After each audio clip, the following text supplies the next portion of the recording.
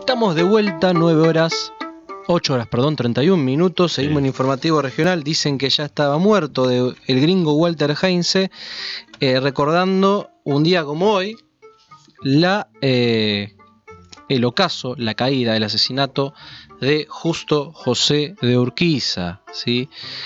Justo José de Urquiza, como tantos otros próceres de la historia, que es recordado casi, en este caso peculiar, por antítesis, es decir, por a quienes se opuso.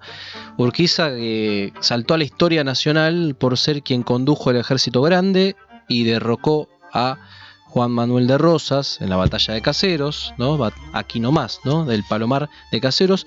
La zona oeste tuvo mucha injerencia en la vida y en la historia nacional, ¿sí? En este caso, Justo José de Urquiza, que nació en el Talar de Arroyo Largo en 1801, ¿sí? Que fue primero un avesado comerciante y después incursionando en la carrera militar como la mayoría de los caudillos, ¿sí? Como la mayoría de los caudillos de Urquiza, tenía que reunir algunas condiciones. Primero, tener dinero. Segundo, tener experiencia militar. Y tercero, no menos importante, la formación, ¿sí? Si ustedes se ponen a pensar, tanto Belgrano como San Martín, como Güemes, eran, si bien se ganaron el cariño de su gente, fueron líderes populares, comandaron ejércitos populares, eran hijos de una aristocracia, ¿sí? Y en el caso de Urquiza no es la excepción, hijo de colono español de origen vasco y de una infanzona, que era un título nobiliario, ¿no? De origen luso hispano-argentino. Había sangre portuguesa corriendo por la sangre de Urquiza, ¿no? Lo cual lo hace muy interesante a la hora de sus campañas y sus luchas contra el Imperio del Brasil, porque él en sus inicios lucha contra el Imperio del Brasil, ¿no? Esto lo tiro más o menos, vamos a hacer una pequeña hipersíntesis antes de ir a lo que para mí es el ocaso de Urquiza, ¿no? Que es lo que nos lleva a un día como hoy, pero para tener en cuenta ciertas características, ¿no? De esta cosa peculiar de por qué Urquiza decide plantarse contra Rosas, siendo que los dos eran federales. Esto es algo que cuando estás en la escuela medio que te confunde. ¿Cómo? Pero si son del mismo partido, ¿por qué se pelean entre ellos y defienden lo mismo? Bueno, hay que ir a los orígenes de cada uno. Urquiza fue formado en el Colegio de San Carlos en Buenos Aires, el actual Colegio Nacional Buenos Aires, ¿sí? Ese colegio que, no lo digo yo, lo dicen muchos amigos que fueron formados, te deja con esa sensación de sentirte un poquito más superior que los demás, ¿no? ¿Por qué? Es un colegio preuniversitario que no que lo banca, pero lo conduce la UBA, ¿no? Entonces como que tenés rendís equivalencia con el CBD. En fin, es medio, tiene un resabio de sangre azulesco el Nacional Buenos Aires, pero también esto queda reflejado en el gobierno de Urquiza respecto a su educación. Urquiza crea un colegio nacional en Concepción del Uruguay. Ya vamos a ver por qué es tan importante Concepción del Uruguay, en Entre Ríos. Crea un colegio nacional con una visión laica y cientificista, ¿sí? Esto es un pensamiento que viene justamente de Europa, la Ilustración, de lo que también estaban hechos nuestros próceres, ¿sí? Belgrano, Castelli, ¿sí? Mariano Moreno eran bancaban esa concepción de un moderno mundo. Rosas nada que ver. Rosas, cuando cae,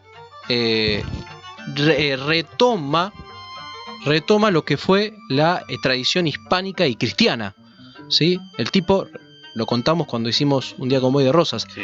El tipo interviene la UBA, la privatiza de hecho, le corta los fondos, pero le interviene y empieza a dar derecho romano, ¿sí? Origen, ¿no? Con el origen y en dogmas cristianos, ¿no? Bueno, y Urquiza nada que ver, ¿no? Urquiza era o alguien que abogaba por la visión moderna de la educación, por el libre comercio también, ¿sí? Cosa lo que Rosas combatió en la Vuelta de Obligado. Así que en ese sentido, ahí ya tiene una composición ideológica de origen, de pensamiento, que lo enfrenta contra Rosas. ¿Qué ocurre también después de esto, no? El pronunciamiento de Urquiza. ¿Qué es el pronunciamiento de Urquiza? Lo dijimos también, Rosas todos los años amagaba con renunciar, ¿sí? Presentaba sus credenciales como representante del exterior, ante el exterior por la Confederación, todos le decían que no. Un día Urquiza se planteó y le dijo: banco, renunciá. Perdón, ¿qué? Perdón, te equivocaste. Querrás decir que no aceptás mi renuncia. No, sí, banco, renunciá.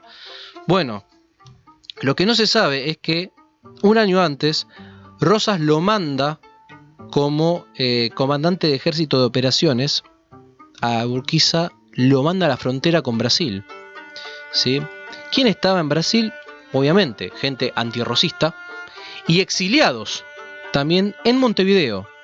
Sarmiento, Alberdi, Echeverría, todos los liberales que Sarmiento exilió. Bueno, cuando lo mandan ahí, hijo, cagaste, amigo. Y empezó a armar el ejército, lo que después fue el ejército grande, ¿sí? Que venció en Caseros. Fíjate qué curioso esto, ¿no? Porque después de que vence Urquiza en Caseros, los porteños, y los porteños son los unitarios, y federales, pero federales porteños, se unen contra Urquiza, ¿sí? Se unen contra el provinciano, como le decían, ¿no? Se unen entre porteños y dije, che, después de todo somos porteños, ¿no? Y se unen y le hacen una revolución a Urquiza. Todo esto queda puesto, reflejado en la Constitución de 1853, nuestra primera Constitución, que Rosas no bancaba y no quería que se hiciera. Bueno, lo termina haciendo Urquiza y queda la Confederación por un lado y Buenos Aires se corta sola por el otro. ¿Qué ocurre? Bueno, ocurre que Urquiza empieza a operar contra el Estado de Buenos Aires, a operar legalmente, saca la ley de derechos diferenciales. ¿Qué significa esto? Todos los barcos que vayan, que vengan del exterior hacia la Confederación y no pasen por el puerto van a tener beneficios, obviamente. ¿Cuál era lo que sostenía económicamente a Buenos Aires? El puerto. Bueno, Buenos Aires se plantan armas contra Urquiza. ¿Cómo le va? Mitre encabezaba, ¿no? El ejército porteño. ¿Cómo le va? Mal. Pierde en Cepeda. Se lleva adelante el pacto de San José de Flores, aquí nomás, de vuelta, en barrio de Flores, y Buenos Aires entra a la Confederación, ¿sí? Después de esto Urquiza se va, se vuelve a Entre Ríos y deja a Santiago Derqui, que todos creo que conocemos a Santiago Derqui, lo tenemos referencia por la avenida Derqui, nada más. Bueno, se viene la reforma de 1860 para incluir oficialmente a la provincia del estado de Buenos Aires, ¿no? Dentro de la Confederación. Rechazan a los diputados de Buenos Aires porque supuestamente habían sido elegidos por leyes provinciales y no nacionales. ¿Qué pasa? De vuelta, tercer round entre Urquiza y Mitre. Y acá es donde ocurre uno de los misterios de la historia, que es Pavón. 17 de septiembre de 1861. Urquiza lo está cagando a palos a Mitre. No hay otra forma de decirlo. Y en el medio de la batalla, Urquiza se repliega y se va. Y le deja la victoria por default a Mitre. Bueno, se especula mucho con esta cuestión, qué pasa. Bueno, según dicen Urquiza, la verdad no quería ir a la guerra con Mitre, ¿no? Lo acusa de traición a Derqui, a quien dejó en la presidencia. Él no quería. Bueno, lo que se dice es que hubo un acuerdo tácito entre Urquiza y Mitre para evitar seguir con el conflicto, a cambio de que a Urquiza vuelva a Entre Ríos y no lo toquen los porteños.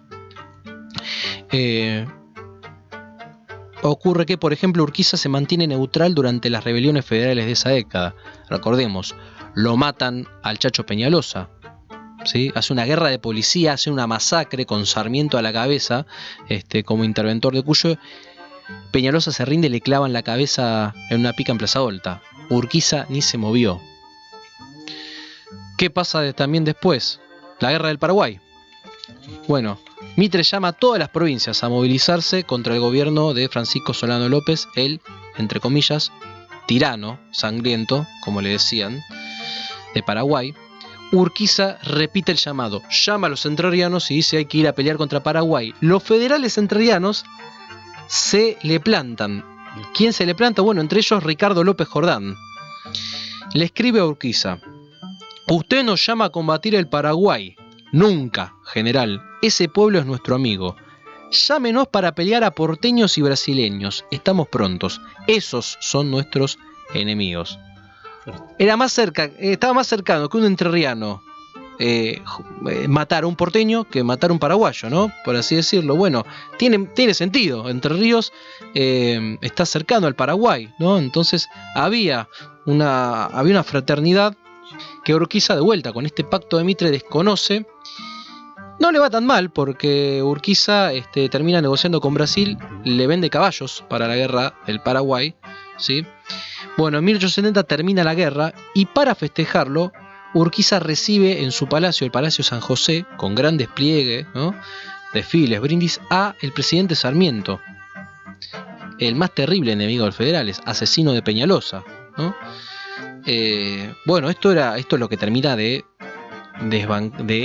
horadar la imagen de Urquiza como caudillo entrerriano, y es la antesala de lo que fue en el atardecer del día como hoy, 11 de abril de 1870, ¿no? Cuando una partida de 50 hombres armados al mando del coronel Robustiano Vera irrumpe en el Palacio de San José a los gritos de abajo el tirano Urquiza, viva el general López Jordán. Un tiro en la boca y 2 puñaladas serían el final para Urquiza.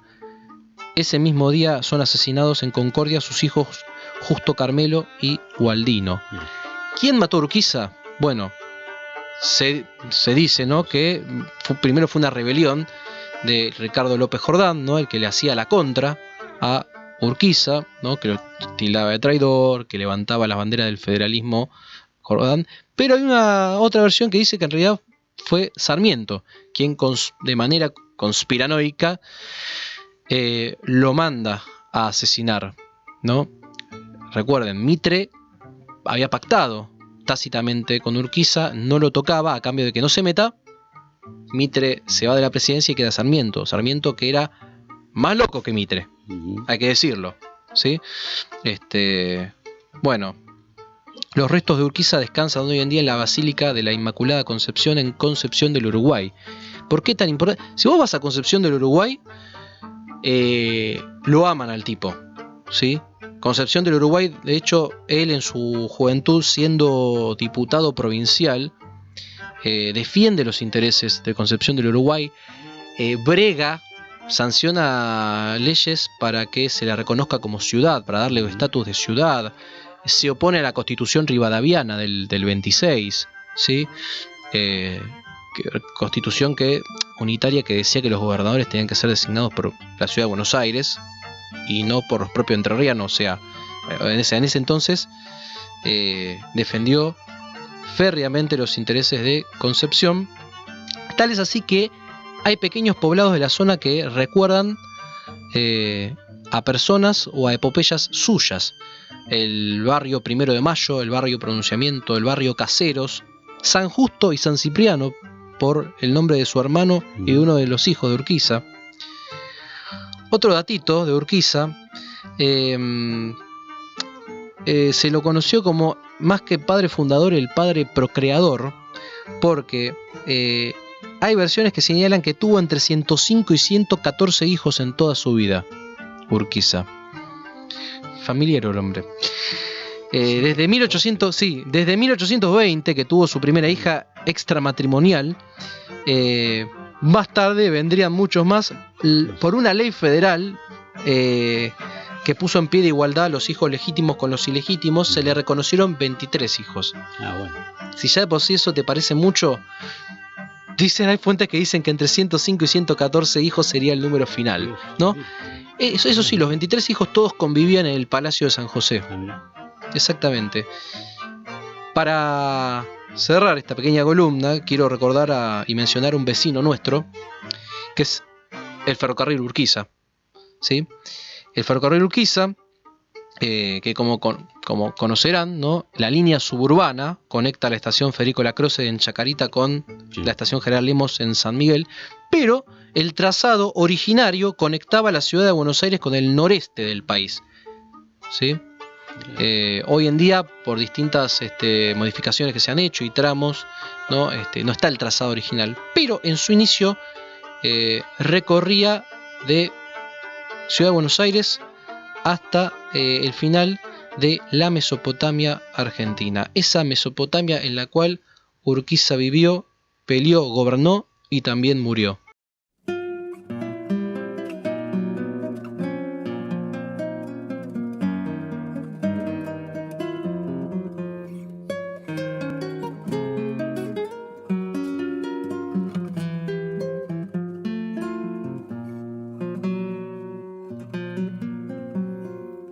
Dicen que ya estaba muerto desde antes el general. De Pavón solo trajimos amargura y desazón. Dicen que tal vez la muerte del tordillo lo quebró. Buscamos algún motivo sin hallar explicación. Ninguno de ustedes sabe lo que es andar de un tirón, hasta entrar en Entre Ríos como huyendo sin razón. Dicen que ya estaba muerto desde antes el general.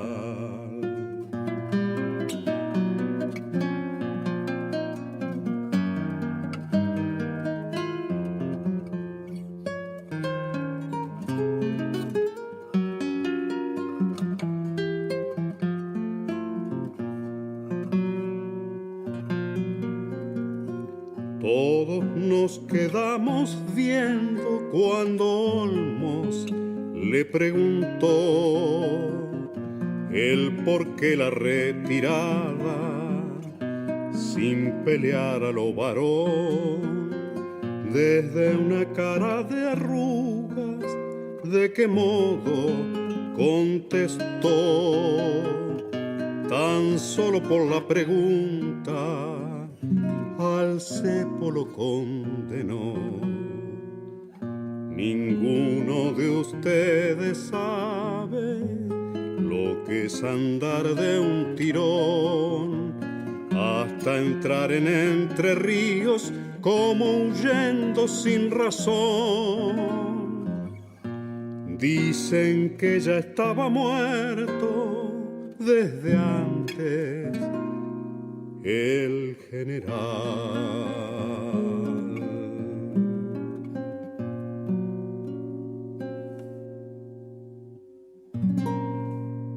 RMO, Trama para otra comunicación.